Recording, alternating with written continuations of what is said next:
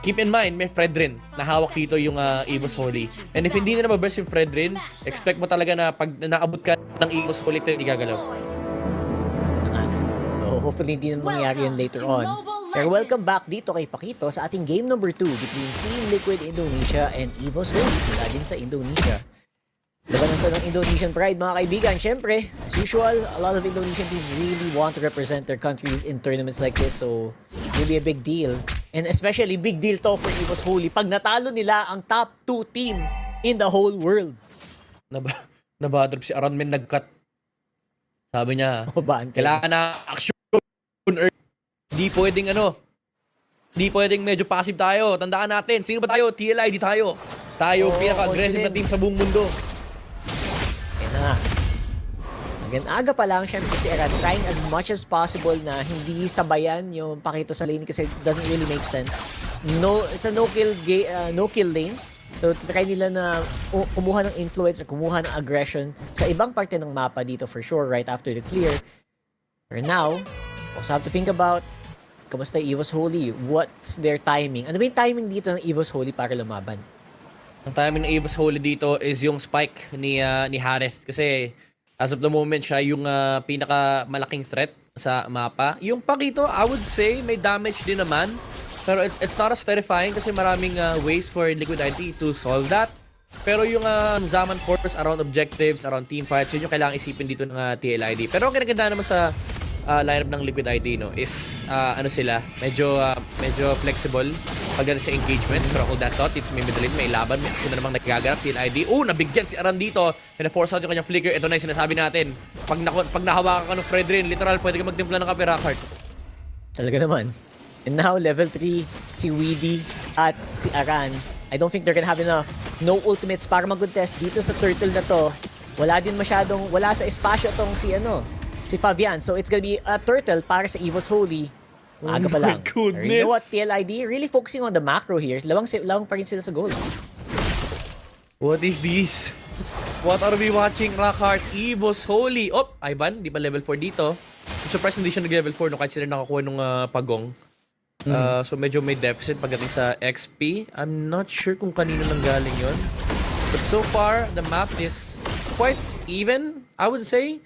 Lamang sa XP dito actually lamang pa rin ng Liquid ID sa XP at Gold. So kahit paano medyo masaya pa rin sila sa current state ng mapa. Pero ayun, tinamaan. Sabi sa'yo walang gisingan yan eh. Bukas pagising mo men. Pagising mo M7 na. Nobody is safe.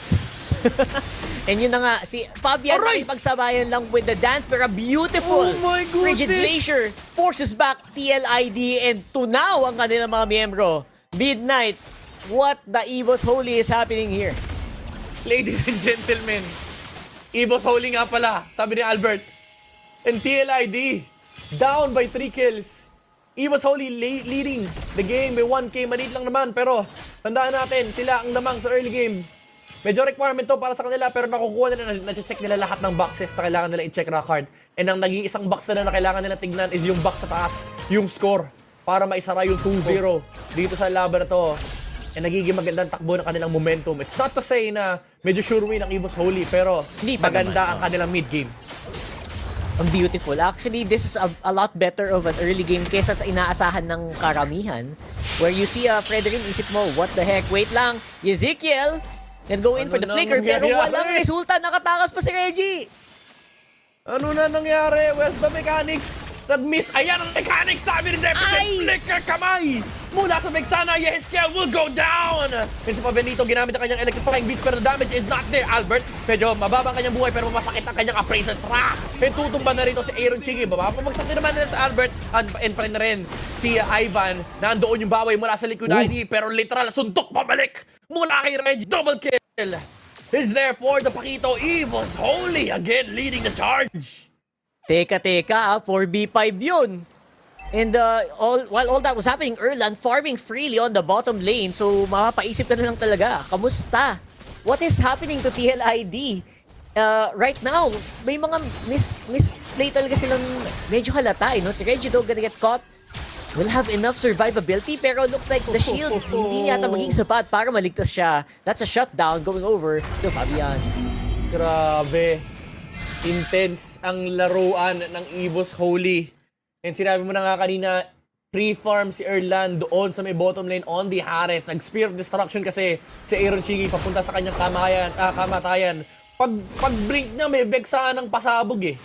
Tinamaan siya, nasapak siya ng pakito, nakontrol siya ni Albert, hinampas ng Appraises Rat, tumbak agad yung Moskov. And syempre, wala siyang magagawa doon kasi wala siyang Purify, naka-flicker din si Aaron Chigi dito. And currently, even though naging maganda yung takbo nung team fight ngayon for Evo's Holy, hindi pa rin maganda kalaki yung kanilang kalamangan. Pero again, dahil nga binanggit ni Rockhart, importante rito yung lead na nakukuha ni Erlan. The Harith is the key here. Kasi siya yung main damage eh. Kumbaga si Pakito dito, oo may damage siya early game, siya yung sumasama. Pero temporary lang yan. Kasi for Lidi, oo nagsiscale sila, pero di pa nila nakikita yung Harith. Totoo, iba yung tempo ng laro na to pag sumama na yung Harith sa team fight. Yun yung isipin nyo guys. Not to mention may global gold pa makuha with the towers. Reggie once more alay na naman doon sa taas.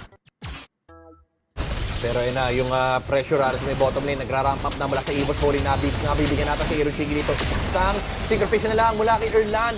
He's gonna be able to take down the Moskov and susunod pa si Weed rito. Huge Appraises Rock mula kay Albert. And that is gonna be the tower taken down on the bottom lane. Pero nakakuha na naman ng trade ang Team Liquid ID doon sa bandang itaas. Kahit paano na i-equalize nila yung nakukuha dito ng Evo's Holy. But so far, Rockhart, yung Harith, patuloy lang yung pagkuha ng gold, patuloy lang yung pagtaba, and papasok na tayo sa timers ng Evo's Holy. Libreng-libre si Erlan ngayon. And nakita niyo yung power niya, no? Isang hit niya, nawawala yung buhay talaga dito. Oo, Aran! And now, what the heck, Aran? Gamunti ka na! Isang combo lang. Oh my goodness. I cannot Iba na. believe what is happening right now. Ito na ba ang simula ng pagkangat ng Evo's Holy? Ito na ba ang simula ng pagbaba ng TLID? Kasi kapag natalo sila dito, literal bababa sila sa lower bracket.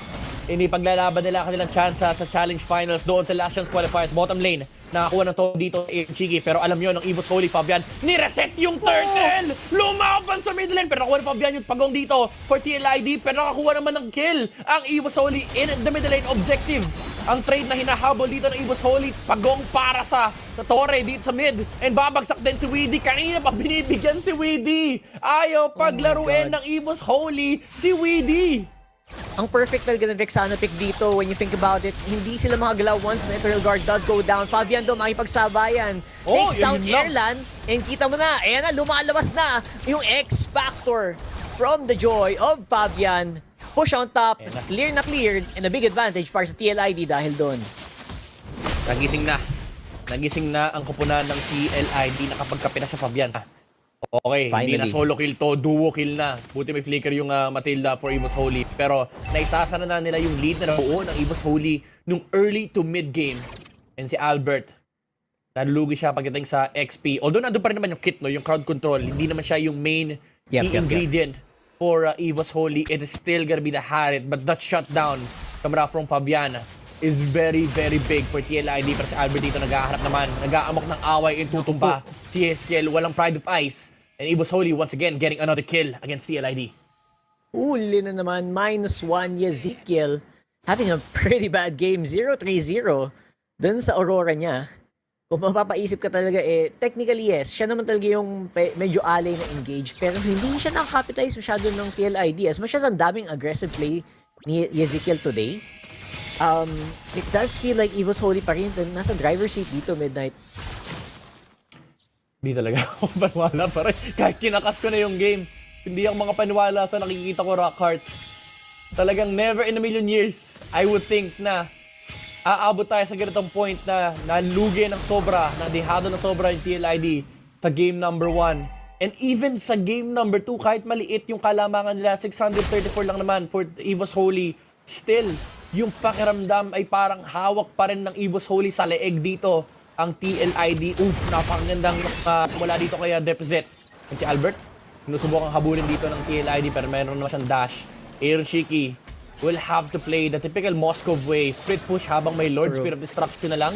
Pero may nagpaplano dito na masama. Pinagpaplanuhan siya ng Evo's Holy. Nagpakita ng pakito. Clear na yung wave dito ng TLID. And may kasama siyang Matilda para ilabas si Reggie dito if pumalag dito yung Moskov. And mukhang mag-engage ata Evo's Holy. Iiwan na nila yung Moskov doon sa may bottom lane. Holy Crystal is now picked up by Erlan here. Nandun na yung maximum potential, yung damage output ng isang Harit. Look at the pokes coming out from Evo's Holy. Pero nandun na naman yung pwesto ng TLID. Nandun na sa Moskov sa may bandang ibaba. And sa Fabian. Reset. Pwede niyang abutin yung Lord. And reset na nga yung Lord dito ng Evo's Holy. They have to deal with the slow push on the bottom lane first. Ito naman yung advantage talaga ng TLID, no? Malikot yung Joy, pwede mag-cross map play din. Mabilis lang tumalon from top to Lord, no?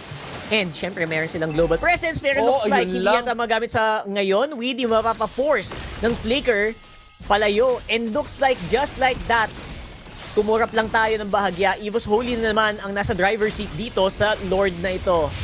Lord's gonna be very crucial, so hindi pwedeng basta-bastang bayaan. Weedy pumasok, walang tinamaan. Erlan, sumasayaw na sa gitna ng Lord pit. And looks like, TLID pa rin makuha niyan. Albert, walang stop. Hindi niya magamit yung kanyang appraisal strat na napatumba siya doon ng TLID. They get the Lord from Aran. And si Fabian dito nagwawala na. Naaaway na nila ang comeback. Ang potential comeback dito. Lapat sa Evo's Holy. Pero, Erlan, sa may badang likuran, makapanuba rito si Aaron Shiki. Napasobra ata ng mga dashes Fabian with another set of electrifying beats. Pero hindi niya kaya yung Harit. Erlan, nagwala din sa kanyang sariling dance floor. Pero so far, Liquid ID, nanalo naman sila dito sa objective. They were able to take out the Lord. Unfortunately, namatay yung babasag ng mga tore. So kahit paano makakahinga sila ng konti dito pero hindi nila magagamit ng husto yung Lord. Ayan na guys, sinasabi natin kanina before that started actually, ang laki ng lamang din talaga ng TLID in terms of global presence. Yung si Aaron Shiki, pwede lang siya mag-clear non-stop on a very far lane. Tapos biglang papasok sa laban. And kita mo naman, it's gonna be very difficult for him to go and take more. Reggie goes down, Fabian takes that kill. -1 na naman ang Evo's Holy dahil doon. Unti-unti nakakabawi dito ang TLID. Nasara na nila yung good lead na nabuo ng Evo's Holy kanina. 1K na yung lamang dito ng Team Liquid ID. So kahit paano makakahinga sila ng konti, they can just wait for the next Lord and ulitin nila yung Lord dance na ginagawa nila laban sa Evo's Holy. Pero alam mo, Rockhart, kahit nag-scale dito yung Liquid ID, tumataba din yung friend rin. Nagkakaroon siya ng farm dito. And he's catching up in terms of XP and gold laban dito kay Fabian. Once na umabot tayo ng late game, masasara na yung retribution difference. Malaki actually yung lead ni Fabian dito, 4,000. Pero nagsisimula na mabuo yung mga items dito ni Fred rin. Ano tong next item niya? Ano ba to? Athena? Thunderbelt? Feeling ko Athena to eh. Feeling ko may cloak eh. So I think most likely gonna be Athena's, just try to survive. Pero in terms of damage output, mas spicy talaga ang TLID dito. 100%. Across the board, all of them have really high damage potential. So I think yun yung tinatry i-capitalize dito ng TLID. Yeah. So far, nilalaro lang ng Liquid ID yung mapa. Gusto lang nila magpaka-efficient. Gusto lang naman nila makakuha ng farm para masigurado nila na lamang sila hanggang late game. Pero yung lead nila, it's mostly just on the Joy. If they're able to find the Joy here, Evo's Holy, they can potentially break this game against Liquid ID. Pero si Weedy naghaharap na posisyon. Kanina pa siya hindi pinaglalaro ni Ivan at pati na rin ni Deposit. Lahat ng bagsak ng Vexana dito kay Weedy lagi. And yung Lord paspon na dito sa may bottom lane. 18 seconds. Pero yung Liquid ID nakapwesto dito sa may taas. Makakakuha muna sila ng slow push bago mag-start yung Lord. Pero hahabulin sila ng Evo's Holy ata. Ito na nga. Ang problema dito, Evo's Holy, yung lineup nila kailangan dikit talaga eh. Si Reggie lang yata yung pwedeng lumayo eh, no? Sa kaya niya naman yung kanila, Joy, and actually. they will need to do that to clear the waves. Yeah, technically kaya niya naman yung Joy as long as hindi siya re-retrain ni Fabian. Kasi meron siyang flicker dito, yung knockback and yung double dash as well. Pwede niyang gamitin, pwede siya mag-flicker out. Pero so far siya yung nakaabang dito kay Moskov. Pwede niyang harangan actually Spirit Destruction, pero I don't think that's gonna be a good idea. Oh, yung burst! Yung burst! The outplay, Reggie! Ayun na nga. Naku, muntik pa niya ma-outplay, pero siya pa yung na-outplay dito ni Aaron Chicken. Ngayon, kailangan umakyat ng Evo's Holy. They have to concede this Lord. Hindi na pwede pumasok dito si Albert dahil nakapwesto na ang Liquid ID, and this is gonna be another objective for TLID. Munti ka na ma-burst ni Reggie. Tinipid pa niya yung flicker. Feeling ko kung flicker niya yung second skill or kung hinintay niya muna yung dash siya kasi nag-second skill, patay yung Para mag-connect lang, no? Oh my goodness. Ito na, again, this is one of the reasons why sobrang lakas ng TLID in the first place, right? Mga outplay potential, the X factor na hindi mo inaasahan coming into them. Pero not to mention, si Reggie, I mean, guess. There are things that you really have to take into consideration. They're very game-changing team fights. Or that wasn't even a team fight, that was a 1v1. Perfect nga nung zoom in ng camera dun eh. So, yeah, gotta wake up. Reggie, medyo perfect, sakto lang naman yung performance niya, pero they have to really step it up kung gusto nilang mabawi to. Yeah. Hindi na Lucas yung gamit niya, so hindi na ganun kadali yung access sa backline. But now, Liquid ID. They're gonna be able to utilize the slower, take out the second tower in the middle lane, and then potentially break the base of Evo's Holy. Kaya ba i-sustain ng Evo's Holy yung damage ng Liquid ID? Kaya ba ni Erlan na mag-dish out ng enough damage para mapatay yung mga important members? And it's not, muntik mamatay si Reggie. By the way, it's not just the damage that they need to dish out, but also the targeting from Evo's Holy. Kailangan malaking target kagad yung papabagsak nila. And two heroes come into mind. It's Fabian or Aaron Cheeky. Pero may nuisance sa may frontline si Aran. Yung Phobius willing mag-dive in, especially with the newly built Winter Crown. And Evo's Holy, they will lose the tower in the top lane as well as the bottom lane. Reggie, may immortality siya rito do, pero nagamit na yung electrifying beats. Makakapatay ba yung Pakito? Hindi. Nandoon yung Circling Eagle mula kay Ivan. Pero it's just gonna be a sacrifice for Evo's Holy para makadepensa pa sila ng second time. And TLID, again, hawak pa rin nila yung buong mapa, yung buong jungle dito ng Evo's Holy. Pero nadedelay yung game. Nagkaka-item pa dito yung Evo's Holy. But that is true as well for Aaron Cheeky and Fabian. Ito na, dito na matitesting talaga kung kaya mo ba makipagsabay. Ito yung mga championship mentality eh. Kailangan mo makita kung meron sila noon. And here we go, fighting up under this tower. Playing it off. Erlan, good damage. Si Fabian gonna get a kill. 1v2 siya pananalo. And I think that will secure it. Erlan hindi yata mag-isa pa at ang kanyang damage dito is a clear. It's a wipeout. And we got a 1-1. TLID wins this game. We have an amazing series in our hands, ladies and gentlemen. Muntik pang di kamayan. Pero Liquid ID bouncing back